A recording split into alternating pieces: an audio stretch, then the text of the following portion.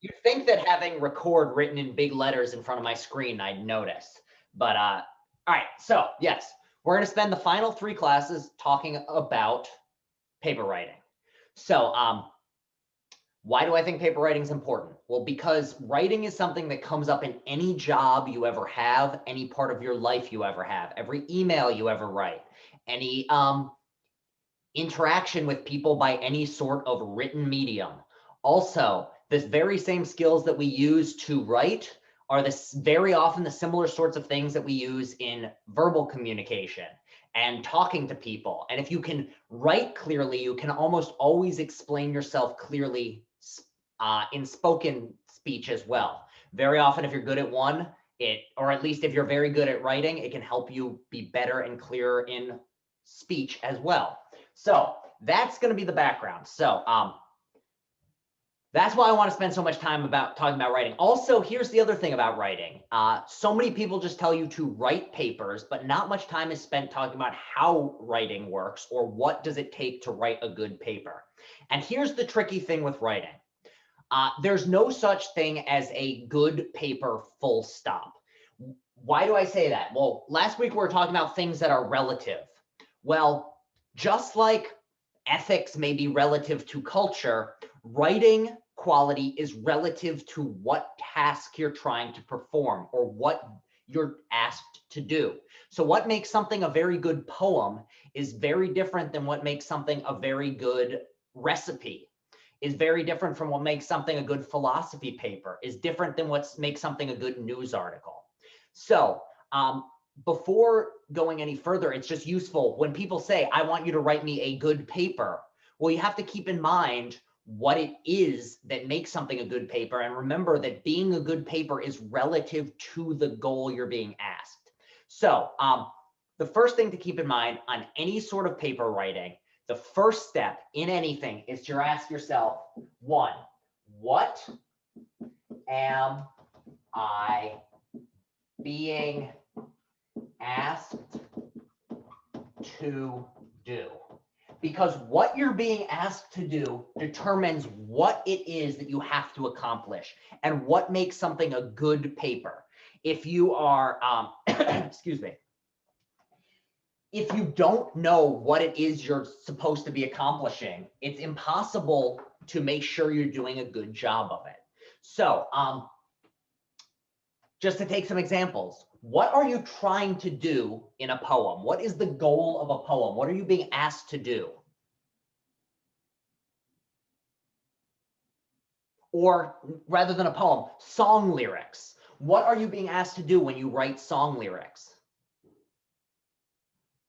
How are you trying to change, or what are you trying to get across in these cases?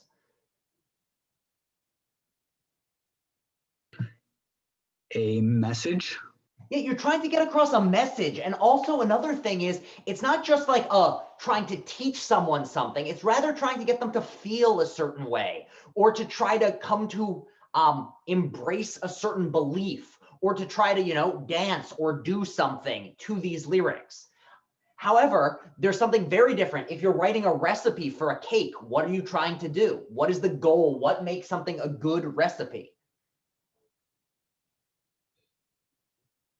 The end result. Yeah, it's the end result, and not just that it's an end result, it's also that the recipe itself has to be incredibly detailed and provide step by step by step by step instructions on how to write, like how to make a good cake. If I give you instructions, and these are the instructions for step 1, make a cake. Yes, it's true that if you follow these instructions, you will make a cake, but these aren't good instructions. What makes a good recipe is that it tells you step by step, first do this, you need this many items.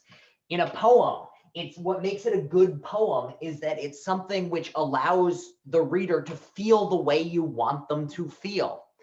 So in the same way, you cannot know what makes something a good paper until you know what sort of paper you're being asked to write. So here's another one, a cover letter. What is a cover letter? What is the goal of a cover letter? What is the thing you're being asked to do in a cover letter? Sell yourself.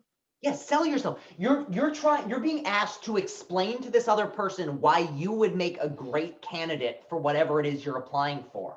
So what makes something a good cover letter is how well do you portray that you are somebody they should hire. And in the same way, if your cover letter is the most fun thing in the world to read, but in no way has anything to do with you as a person, and gives them no idea who you are, it's not going to be a good cover letter. Also, though, if you write the best possible cover letter, it's not going to make a good children's bedtime story. So what you're being asked to do is the first thing you need to ask yourself whenever you get a paper assignment or whenever anyone asks you to write anything. So that is the first thing. Ask yourself, what are they asking me to do? What is the goal I have to aim for? What would make this successful? So if you're writing a story, what makes it successful? That it's entertaining. If it's a poem, what makes it successful? That it makes someone feel the way you want them to feel. If it's a recipe, is it gonna allow somebody to very easily make a nice cake? If it's a song lyric, is it going to get stuck in someone's head and be catchy? All of these things, remind yourself, what am I being asked to do? If it's a history paper, what are you being asked to do? Well, in that case, you have to explain a certain historical event and what conclusions can be drawn from it. Each case you need to go, what am I being asked to do? Therefore, once you know what you're asked to do, you can identify how you can do it well. So now, amongst the many other types of writing, there's philosophy writing. And philosophy writing is, there is other type of writing like philosophy writing, but there's also philosophy writing is in some ways unique. So philosophy writing is almost like, in terms of other types of writing that it's similar to, coming up with a defense in a courtroom is kind of like a philosophy paper. And so what is it about philosophy papers? What are they? Well, a philosophy paper is a reasoned defense of some claim. So when you are in a philosophy class and you are asked to write a paper, you are being asked to give a reasoned defense of some claim. Now, what the hell does a reasoned defense of some claim mean? Well, let's write down what the keywords are. I'm going to do them in reverse order. Claim, reasoned. Now, claim, defense, reasoned. So if you're going about a philosophy paper, and just to be clear, philosophy papers are not going to be the only thing that is asking you for a reasoned defense of some claim.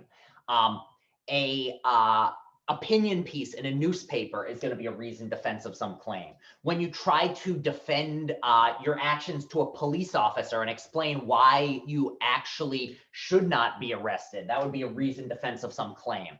So what do we mean by a reasoned defense of some claim? Well, what is a claim? What do we mean by a claim here? Well, there's another C word which has come up again and again this semester, especially early on, that is related to this notion of claim. What is another word we might put in here? It's the thing that comes at the end of an argument. A conclusion? Yeah, a conclusion. So basically, what you can think of a philosophy paper, any sort of paper that's asking you to defend a claim, is just the goal of this paper. What are you being asked to do? You're being asked to argue for a certain conclusion. You're being asked to provide reasons to believe that a certain conclusion is true. So this is the defense part. It's not just in a reasoned defense of some claim in a paper like this. It's not just a matter of saying, you should do this, boom. It's rather saying, you should do this, and now I'm going to explain to you why you should do this. So by defending, I don't just mean you say the fact, you rather than provide support for this. You try to convince somebody else to believe the thing that you think they should believe. And how do you convince them? Well, you do it with reasons. So this goes back, it's more or less what a philosophy paper or any sort of persuasive paper that is trying to argue that a certain conclusion is correct. Basically what you're doing is you are giving a paper version of an argument. You are providing premises or reasons that together prove the truth of your conclusion. So it's so another reason or premises or premises, reasons, arguments. So basically the way to think about what are you being asked to do in this type of paper, you're being asked to give premises and arguments that support a certain conclusion. You're being asked to say, here is a claim that I think is true, and my goal is to show you that you should think it's true as well. So this is the main goal in a philosophy paper. And again, this isn't just philosophy. You can think of a cover letter as a sort of reasoned defense of a claim. What is the claim it's arguing for? That you should hire me, or that I'm the best candidate. So what would you do to make this a good cover letter? Well, you'd provide support and you'd provide reasons that somebody should conclude that you're the best candidate.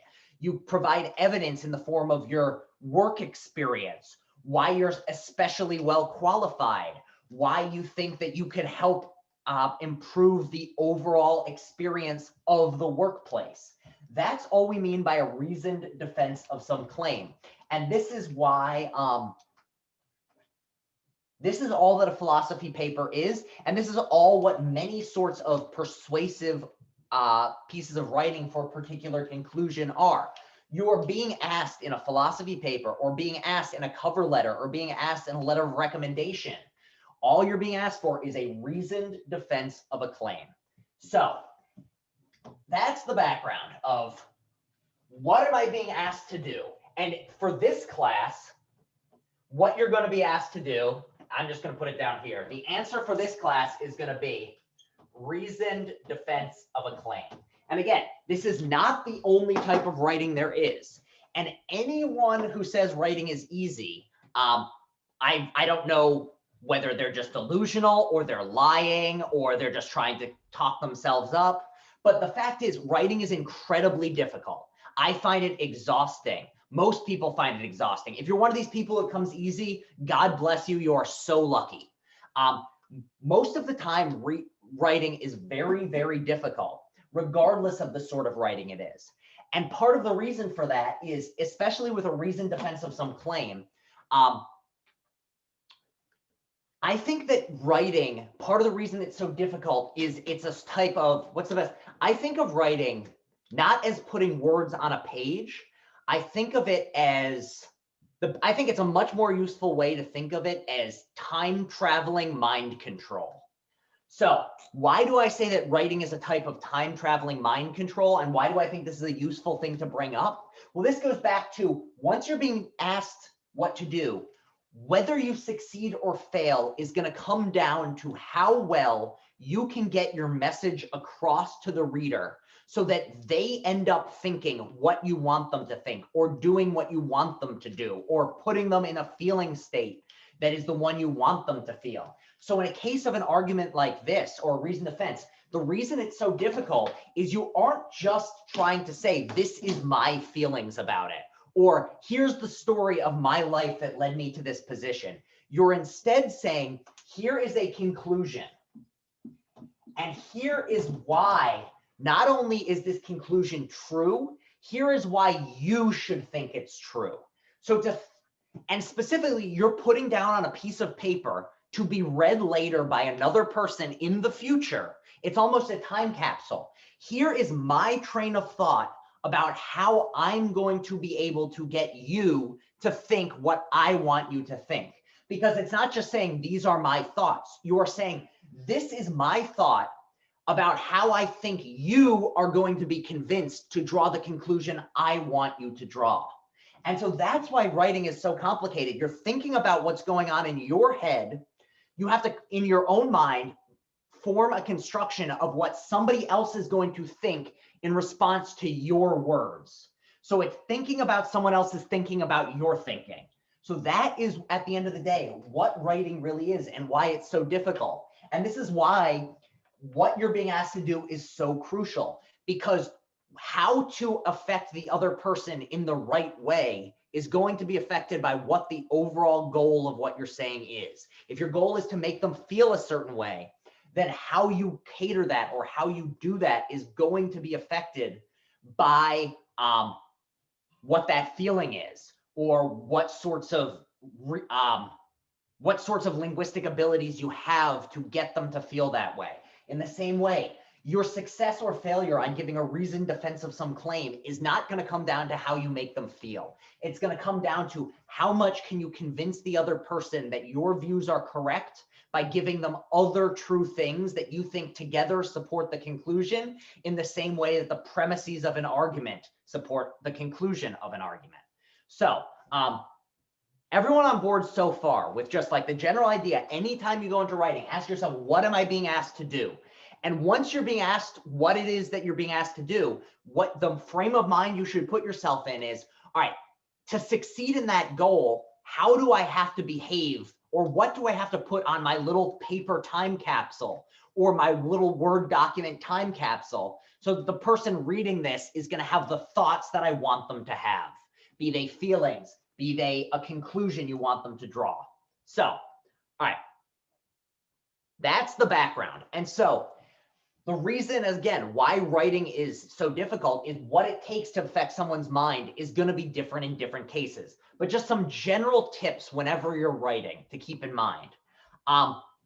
Always keep in mind what your goal is and cater it to that goal. Do not lose sight of what you're being asked to do. If you're asked to write a persuasive piece to try to convince someone of a conclusion, don't then go down a rabbit hole of an interesting, somewhat related personal story, unless that's directly relevant to the prompt. If you're asked to write a poem about something, make sure that every line of your poem is related to the topic at hand. Don't go off with a long tangent unless that's part of what your goal is.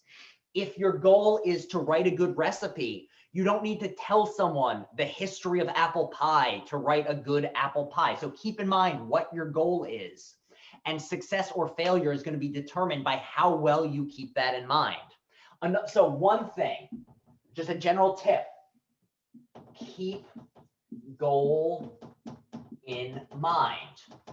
2, write clearly. So how clear something needs to be is going to be determined by your goals. But if you're being asked to write a recipe, make sure you're giving the level of detail that you need so that anyone will know exactly how to make this cake. Or if you're being asked to write a poem, make sure that you leave the amount of vagueness or the lack of clarity you need so that another person can be affected by it. Make sure that if you're writing a song lyric that you want to have some interesting double entendres or have some interesting vagueness, it's there. So make sure you write clearly enough for your goals. And tied in with this, because it's a sort of mind reading exercise in which your goal is to get somebody else to think what you want them to think,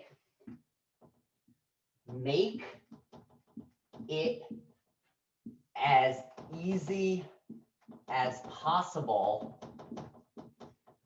for the reader. And this is why writing is so difficult, because you have to think, what will make it easy for this person reading my paper or reading my poem or reading my recipe? So if your goal is to get someone to really easily follow your instructions, you have to ask yourself, well, what will make it easier? Do I have to give them definitions? Do I have to tell them, do I have to give them my thesis at the start?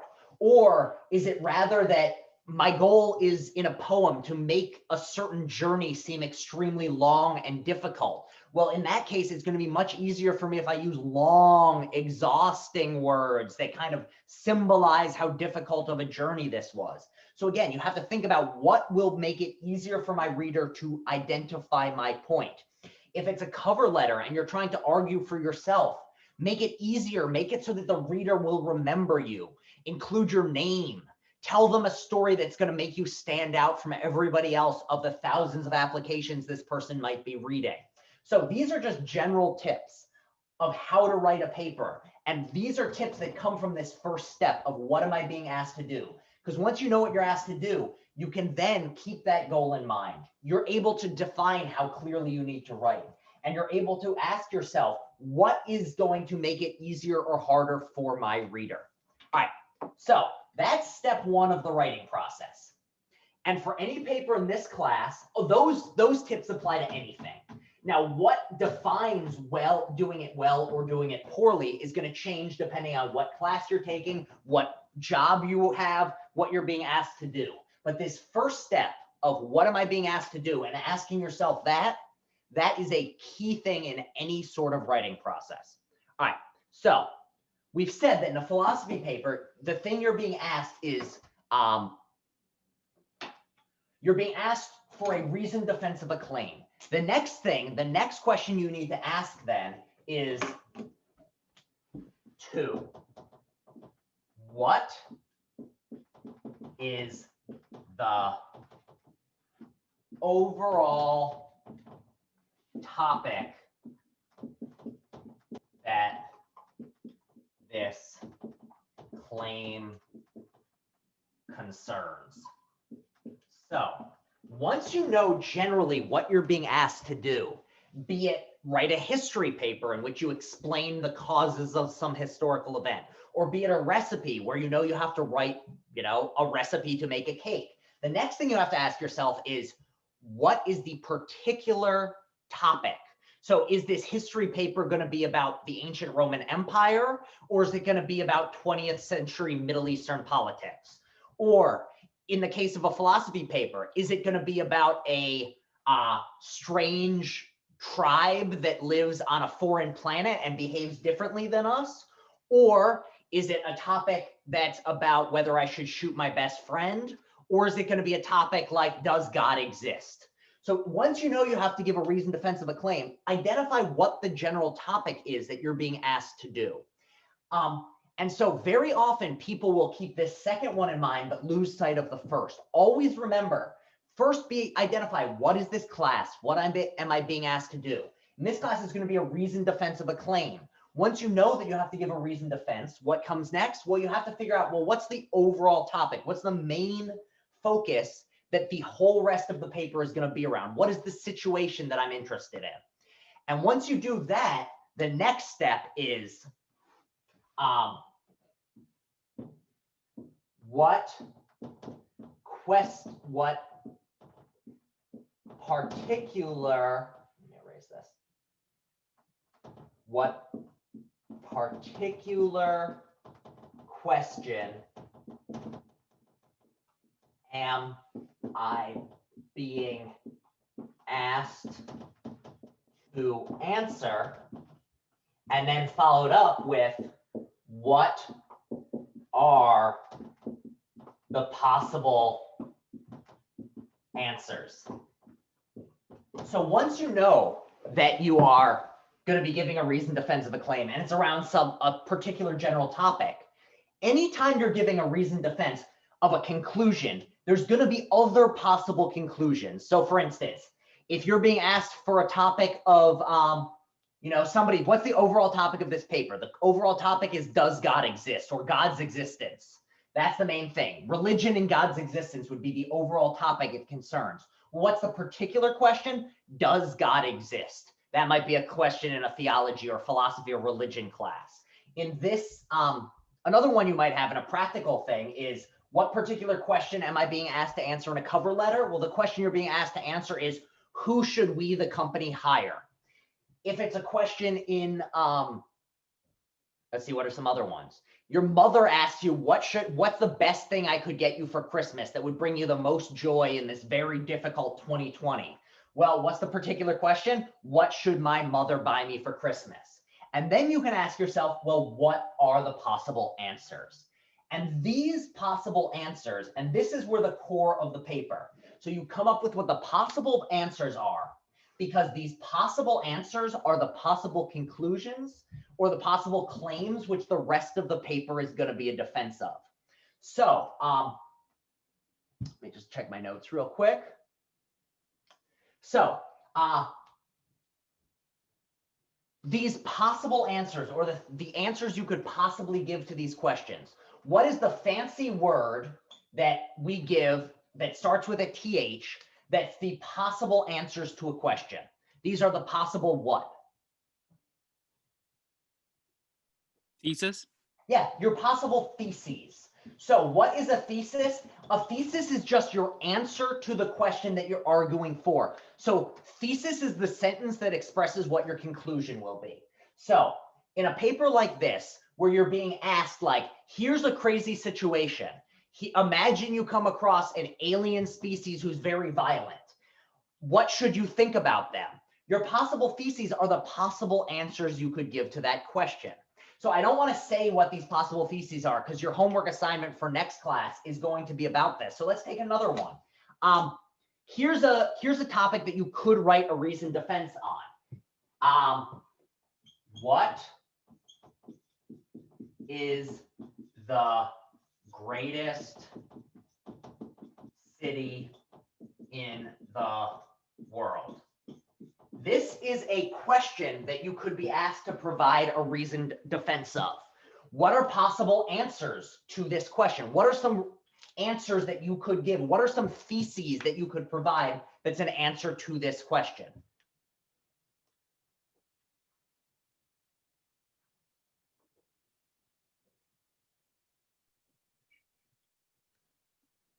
So could you say something like, okay, so New York is the greatest city because exactly. of That is a spot on thesis. A thesis would just be New York is the greatest city in the world, or Beijing is the greatest city in the world, or London is the greatest city of the world, or Rio is the greatest city of the world. These are possible answers to these questions.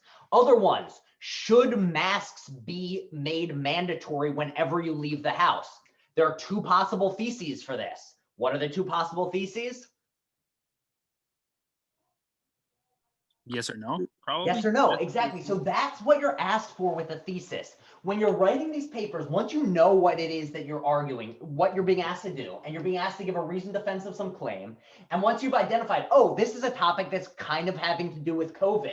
What's the particular question? Should masks be mandatory? What are the possible answers to this? Well, there are two possible answers. Yes, they should be. No, they shouldn't be. So that's basically the way, whenever you come across a paper prompt for the first time, you want to go in this way. And in a philosophy paper, the second question is always going to be, what am I being asked to do? Well, I'm asked to be writing a reasoned defense of around some topic. And then what am I going to be asked to defend? Well, an answer to this particular question. And then what are the possible answers? And one of those possible answers is going to be your thesis for the paper. So whenever you're writing a paper, the first thing you need to get to is what are the possible answers? Because then once you know the possible answers, you can identify what do I want to argue for in my paper? What do I want to be the conclusion I'm working towards? What do I want my thesis to be? And the overall goal of this paper, because it's a reasoned defense of a claim, is not just, the ultimate goal is not just to say what your thesis is. The ultimate goal is to say, this is a thesis that is true, and you should think it's true as well. So once you've got what the possible theses are, step 5 is choose your thesis. Once you know what the possible answers are, once you know what you're being asked to do, what the question is, and what the possible answers are, you then have to choose what argument or what thesis you want to argue for, what conclusion you want the rest of the paper to be working towards.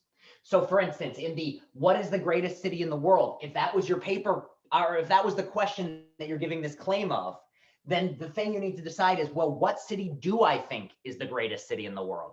Do I think it's New York, or do I think the fact that New York weather is worse than other places means that New York isn't the greatest city in the world? Or if I'm being asked, should Baruch have been online in the spring, or should we have gone back to classes in person? Well, what are the possible answers? We should have been in person, or we should still be online. Which one do you think is true? What do you think is right?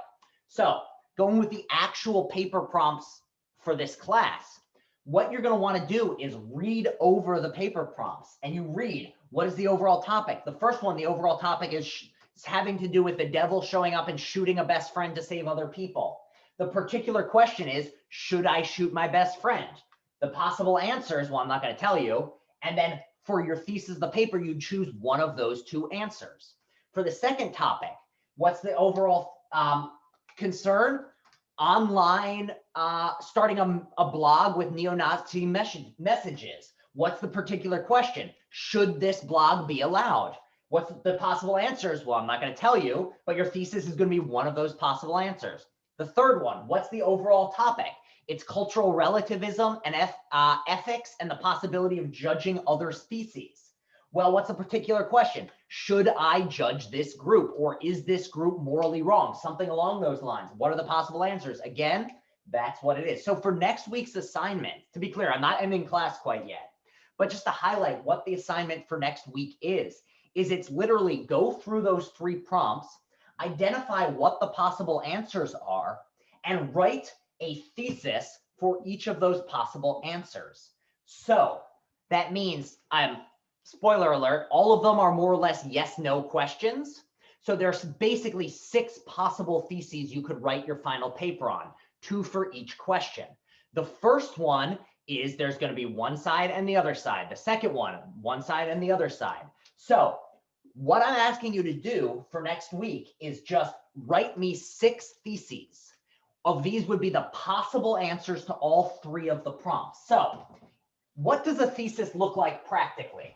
Well, a thesis is literally just a statement of what the conclusion is. So if the question is, what is the greatest city in the world? Then your thesis would literally look like this. NYC is the greatest city in the world. Or a slightly longer version would be something like, in this paper, I will argue that NYC is the blah, blah, blah. And when I say in a paper like this, I'm looking for a thesis, I literally want to see somewhere in the first paragraph, or at the very least on the first page, a statement like this, where I could just circle it and be like, all right, this is the conclusion that the rest of the paper is working towards. In the same way that, like, if you are a lawyer, like imagine you're on trial for murder, and your lawyer, they have a thesis they're arguing for. Their thesis is you should be found innocent. So in the same way, you can say in one sentence, what is the topic? It's a murder. What is going on? A murder trial. What's the particular question? Did you murder so-and-so? And then what are the possible theses? Yes, they murdered so-and-so. No, they did not murder so-and-so. So in the paper itself, you need to have a very clear single or 2-sentence statement that is something like this. So what I'm asking for next week is literally just 6 sentences. Or, I mean, if you want to do a 2-sentence thesis, you're welcome to, but generally you can get away with 1 that just states the possible answers to these questions that you could argue for in a paper. So that's what we mean by give a reasoned defense of a claim. The first step, you find that claim. You find out what is the topic, what are the possible answers, which one am I arguing for? And this is why it's useful to start your papers a little bit ahead of time, is so you can think on, oh, what are the possible answers? Which one does appeal to me the most? What am I most interested in? So that's essentially how to begin the writing process. And that's what I'm going to be asking you all to do for next week, is just how do you begin the writing process of philosophy paper? Well, this is what you're going to ultimately be looking to do. So ultimately, your goal is going to be to convince me in the future to agree with you that the thing you're arguing for is true, or to convince me that what you believe is true is what I should believe is true. So that's going to be the overall background of what you're trying to do. You have a particular claim on a particular topic that you are giving a lot of reasons for to try to convince me to believe what you want me to believe at some point in the future. That's all that this is. And, you know, in a certain sense, this is incredibly complicated, but in another sense, it's kind of something we've been doing our whole lives. Whenever I'm talking to you, I'm trying to get you to think what I want you to think. I'm right now trying to put my words in such a way that I'm able to get you across this internet connection to have a conclusion about how to approach writing a philosophy paper. When you're trying to flirt with someone, you're trying to convince them to feel a certain way about you through the words you're putting into their head. So in some sense, it's something we do all the time. But on the flip side, it's a little more complicated because there's the time control element of you're writing it down, et cetera, et cetera. All right, so that's the first step in the writing process, or the first bunch of steps, the first overall goal. Now, what happens next? What is it that turns a thesis into a reasoned defense? And we're going to get into this a lot more next class. But the way to think of any sort of paper like this is everything that comes after or before your thesis should be working towards the goal of convincing your reader that your thesis is correct. So just to take a concrete example, if your thesis is NYC is greatest city, then what's the next step? What's the next step of arguing for this? Well, remember, the goal is not to convince me that you think New York City is the best city, or explain to me what events in your life led you to think New York City is the greatest city. It's rather to convince me to also believe that New York City is the greatest city in the world. And so in this case, what you need to do then is come up with reasons to think that New York City is the greatest city in the world. So what are sorts of things you might give? And remember, the goal is not just to tell me why you like it, but give me reasons that are going to convince me to like it. So you have to think about what will be persuasive to me, or what will convince me that it's true. Jeff, did you have a... Yeah, no, so as an example, I want to know if it's correct. So you can argue, for example, oh, it's a very diverse city, it's multicultural and stuff like that, and you provide those facts, right? That would be a perfect sort of reason. So you could say something like it's multicultural. And now it's not just you'd want to say that it's multicultural. And this is where the real devil of persuasive or an argumentative paper is. The goal is you need to not just tell me the fact that it's multicultural. You have to explain to me in as much clarity as possible why that shows that New York City is the greatest. So you have to say how the value of multiculturalism, how the fact that it's multicultural allows you to interact with people unlike you and get new perspectives and learn new things. So this is the way that the paper works. You start with this claim, New York City is the greatest. And then from there, you build out an entire paper, the goal of which is to show me why. And so what?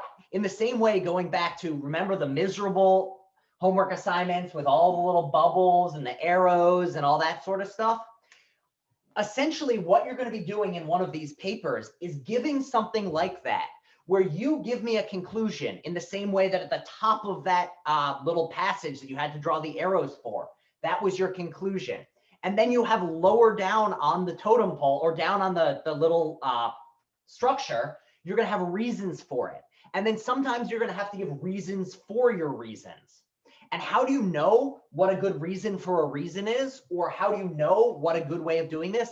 This is where the difficulty is. You have to think, what will another person have to hear to be convinced that I'm correct?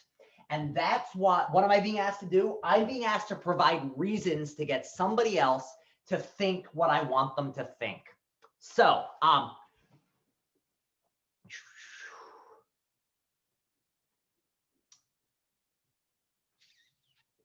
we're going to talk more next class about, once you've got your thesis, how do you go about picking reasons, and how do you go about structuring reasons, and how do you go about making sure that your reasons are presented in the clearest way possible. But for now, the main thing to keep in mind is, once you have your thesis, the next step, like once you've concluded like this, I believe this is the right answer, I believe New York City is the greatest city in the world, then you have to start asking yourself, what would I have to say to convince somebody else that New York City is the greatest city in the world? To take a more practical example, if you're writing a cover letter, you're being asked, or actually, let me go with one for me. So I sometimes get asked to write letters of recommendation. If I'm asked for a letter of recommendation. The thought process is not just, let me tell you some facts about this person. It's rather, what can I say about this person that will cause the person on the other end reading this letter to conclude that the person being recommended is the person who they should get for the job. In the same way, so with a cover letter example, what do I have to say? What do I have to present to the person reading my cover letter to get them to conclude that I really am the best candidate for the job? And for this, you have to ask yourself, and this is why it's difficult. There's no right or wrong, like there's no clear right answers to this. There are wrong answers. If I tell you New York City is the greatest city in the world because it's in the Northern Hemisphere, it's like, okay, so what? Explain to me why that matters. Or you'd have to say something like New York City is the greatest city in the world because it has 5 boroughs. Okay, why is that relevant? Explain to me why that's an important thing. So when you're going into these papers, the thing to keep in mind is what theses are possible. And then once you've decided on the theses that are possible, which one is the one you want to write an entire paper arguing for? And once you know which thesis is the one you want to argue for, what would I need to say to convince somebody else that the thing I'm arguing for is something they should believe? What do I need to say to convince someone that New York City is the greatest city in the world? What do I need to do to convince someone that I should be hired for this job? And this is why, again, why I say it's time traveling mind control, because what you're trying to do is with a cover letter, you are trying to make it the case that when somebody 2 days from now is reading over these applications, they have the thought you want them to think, namely, you are the best candidate for the job. You are trying to put down little marks on a piece of paper that gets into their head this particular thought. And to do that well, you need to ask yourself, what will be persuasive to them? If I'm trying to get a job on a construction site, then maybe the fact that I'm incredibly hard worker and incredibly strong and incredibly physically fit and can follow directions very well. Those are things which make me a good candidate. If, however, I'm trying to get a job as like a nurse, then the fact that I can bench press 500 pounds is probably irrelevant. So you have to ask yourself, what is the goal? In this case, what is going to convince someone that New York is the greatest city in the world? What is going to convince someone that this particular species of alien is yada, yada, yada? All right, so everyone understand generally how you should be approaching these papers and what the goal should be and what you're being asked to do. Are there any questions at this point at all? Because that's more or less what I wanted to cover today. What we're going to do next time is talk in a little more detail about how you go from the thesis to a number of reasons. And then how do you go from general reasons into turning your reasons into things that are going to be extremely persuasive. But for now, the thing to keep in mind is whenever you're being asked to defend a claim, identify what the possible claims are and which one is the one you want to argue for. So any questions at this point before we take a break and I say, go have a very nice Thanksgiving? Any other questions, comments, concerns, feelings? So again, for next class, all I'm asking you to do is open it. Is there gonna be a time we can meet with you? Just to Yes, like so over... here's the thing. If you want to meet with me to talk over papers, shoot me an email and we can set up something. I'm traveling a little bit for Thanksgiving, not far, so I should hopefully not end up dying of COVID. But you can definitely meet with me. We can set up a Zoom meeting. So yeah, I'm happy to meet with you, talk over the prompts, anything. So All right, for sounds next good. week, all I'm asking you to do is just look at the 3 prompts, read them over, and identify what are the 6 possible theses you could have, and then write out those 6 sentences and turn it in on Blackboard. All right, Nick, you want to follow up? Oh yeah, so I guess so for something like after December 1st, after that's due, just like I guess workshop hours or something. So, and here's the thing with the thing about the thesis assignment is I'm not going to be grading these very difficult. Like I'm going to be very lenient. It's mostly going to be getting graded for completion.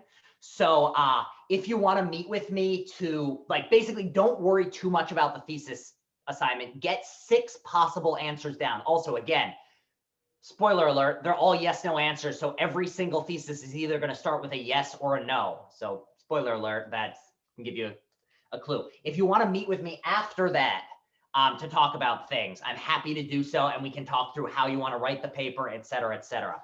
So don't worry too much about the thesis assignment because it's pretty straightforward. And even if you're having trouble with it and you don't quite understand it, I'm almost certainly not going to take off points as long as you do it. And we'll talk about what those possible theses are in class next week. So this is why I'm not going to be accepting them late. So if you get in your assignments on time, because then we're going to be going over the 6 possible answers in class. And again, it should not take too long to do the assignment. And if you have any questions about it, shoot me an email. And then later on in the writing process, if you want to meet, we can talk about it. What we're going to do next week then is just talk about, once you've got your thesis, how do you go about looking for reasons? What sorts of things are good reasons? How do you go about structuring? And how do you ensure that your reasons jump off the page and the reader is going to have an easy time following? All right, any other questions? All right. In that case, everybody have a safe Thanksgiving. I hope you're able to see your families. So Ernesto, to be clear, for the assignment, I want you to answer each and every prompt, like next week's assignment, not for the final homework assignment. For the final homework assignment, the final paper, you're just going to be answering one of the prompts and giving one thesis for it. But for the thesis assignment, I'm asking you to imagine you wrote all 6 papers. Imagine you argued for and against each and every position. What would those 6 theses be? So that is what this assignment is. So for this assignment, I want 6 individual theses. For the final paper, you're only going to be asked to defend one thesis, and it's going to be 3 to 5 pages defending that single thesis. But for now, practice thesis writing by identifying all 6 theses. Eric asked, when is it due? Is it due Sunday? It's actually going to be due as long as it's to me before class on Tuesday. You are going to get full credit for it. So just get it into the Blackboard before class begins, full credit. So yeah, you don't have to rush over Thanksgiving weekend. So any last questions? And the thesis can be 1 to 2 sentences? Is that it can be 2. So sometimes sometimes people will say the main question in this debate is blah, blah, blah, blah, blah. In this paper, I will argue yada, yada. So in that case, it could be a 2-sentence, but at most 2 sentences. And honestly, generally, it's better to have a 1-sentence thesis. So in this one, it would just be something, it can be as short as 4 words. New York City is the greatest city. Or the best thing to buy me for Christmas is an Xbox. Or the best thing to do on a Sunday afternoon is go to sleep. So that would be a thesis, just a single thing you're defending. So I'm seriously, for the assignments, I'm looking for your name and then minimum 6 sentences, probably just 6 sentences. If you want to go over that, that's fine, but you are safe if you just include your name and 6 sentences on your homework assignment. Okay. Any other questions? All right, everyone, be safe. Have a good Thanksgiving, and I will talk to you next Tuesday. I will post this recording if you want to watch it again or if you have any questions, but I will see everyone next week. Happy Have a Thanksgiving. good night, Happy Professor. Thanksgiving. Thank you, you too. Thank you, Professor.